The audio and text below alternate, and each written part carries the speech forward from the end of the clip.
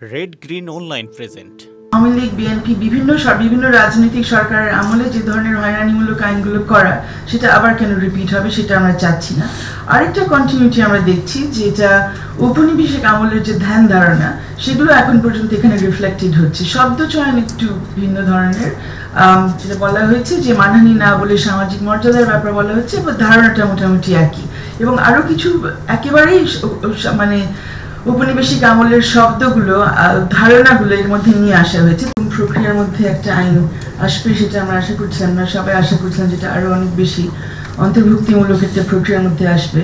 তারপরেও যে অবস্থায় আমি সাধারণত থাকি না, আই থিঙ্ক তারপরেও সরকারকে একটু প্রিভিউ করা উচিত যে এই আইনটাকে অগ্রাধিকার ভিত্তিতে ড্রাফট করা হচ্ছে। এটা ইম্পর্টেন্ট বিকজ আই থিঙ্ক আমরা অনেকেই প্রশ্ন তুলেছি যে পুরনো মামলাগুলো শুধু ডিজিটাল নিরাপত্তা আইনের না, শুধু সাইবার সিকিউরিটি আইনের না, এমনকি তথ্য প্রযুক্তি আইনের মামলাগুলো, সেই কুখ্যাত 57 ধারা, সেগুলো এখন পর্যন্ত কিন্তু সিস্টেমের মধ্যে পড়ে আছে। মামলাগুলো বিচারাধীন অবস্থায় আছে, অনেকের এখনো আমাদের আজকের সভাপতি সহ হাজিরা দিতে হচ্ছে মাসের পর মাস, এবং এখন পর্যন্ত এগুলো এক ধরনের মানে হয়রানির কন্টিনিউ করছে। সেই প্রেক্ষিতে আইনটা প্রয়োজন।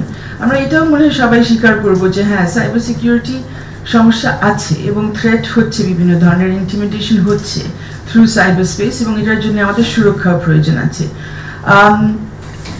সেকেন্ড জিনিস অ্যাপ্রিসিয়েট করবো যে অল্প সময়ের মধ্যে আমরা দেখছি যে সাইবার সিকিউরিটির কয়েকটা মামলা হয়ে গেছে, কিছু চেঞ্জেস আসছে কোর্টের প্রক্রিয়ার মধ্যে, যে সব জায়গায় সাথে সাথে গ্রেফতার হচ্ছে না, কোনো ক্ষেত্রে তদন্তে দেওয়া হচ্ছে, যেগুলো খুব অল্প হলেও আই থিঙ্ক এগুলো অন্তত আমরা বলি যে এগুলো there is some change in practice and there is some change in process, এটা যথেষ্ট না কোনো মতেই, কিন্তু একটু হলেও হয়েছে।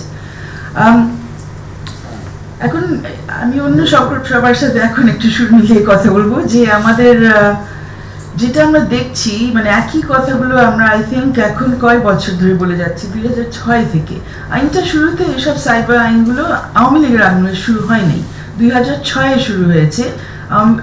সেই আমাদের জরুরি অবস্থায় চলে যাওয়ার কয়েক মাস আগে বিএনপি যখন সরকারে, এবং তখনও আইন নিশ্চয়ই ওইরকম একটা অনুভূতি নিয়ে করা হয়েছে যে এই আইনটা নিয়ে আমরা যাকে ইচ্ছে ধরতে পারবো।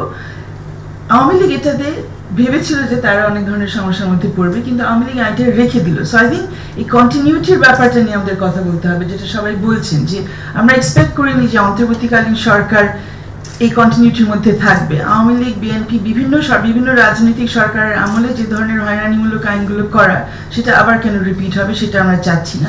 আরেকটা কন্টিনিউটি আমরা দেখছি যেটা ঔপনিবেশিক আমলের যে ধ্যান ধারণা সেগুলো এখন পর্যন্ত এখানে রিফ্লেক্টেড হচ্ছে। শব্দ চয়ন একটু ভিন্ন ধরনের, যেটা বলা হয়েছে যে মানহানি না বলে সামাজিক মর্যাদার ব্যাপার বলা হচ্ছে, এবং ধারণাটা মোটামুটি একই।